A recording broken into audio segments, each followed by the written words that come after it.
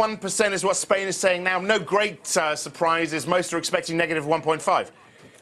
Exactly. I think in some ways it's probably a little bit optimistic from Spain's point of view, but ultimately it does set the scene and possibly a precedent for the other Eurozone countries that maybe a concentration on growth needs to be put forward rather than these deficit measures. We're already seeing the fallout of this in relation to the unemployment numbers in Spain, which are at record highs. You've got 27% expected for the year, and of course youth unemployment is an awful lot higher than that. And then of course the overall Eurozone unemployment number is expected to come in at another record high of 12% today.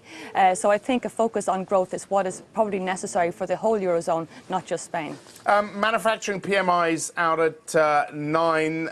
How, I say grim reading. Is it going to make grim reading for you as well, do you think?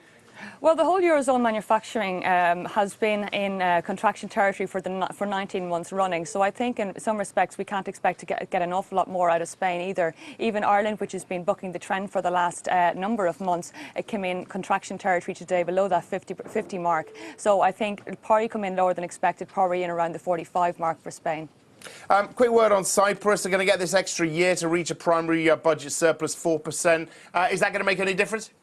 I think the uncertainty that lies there in relation to depositors and, of course, this capital controls that we have in place for Cypriot banks remains a bit of a problem for investors and, of course, the entire economy of Cyprus at the moment. It is supposed to last for just 7 days and be lifted later this week. But if they extend that, I think that might actually make things an awful lot worse. And, of course, that contagion factor that we have seen from the very beginning of the Eurozone crisis could follow its way to the likes of Spain and, of course, make and hamper any kind of moves that they've made in the right direction in respect of deposits and, of course, capital Tier 1 ratios. And just to finish up with, as an investor, how do you play all of the above? Clearly, volumes were low yesterday. Europe was out. What's it going to look like this week?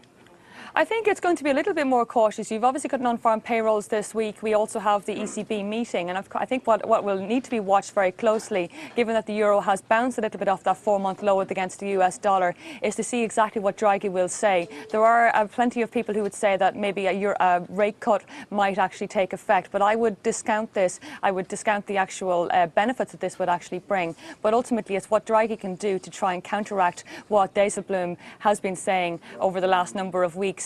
And I think he's got a very tall order there, considering that he was hoping to do everything it took to save the euro back in September. Now we need to see some action rather than some words.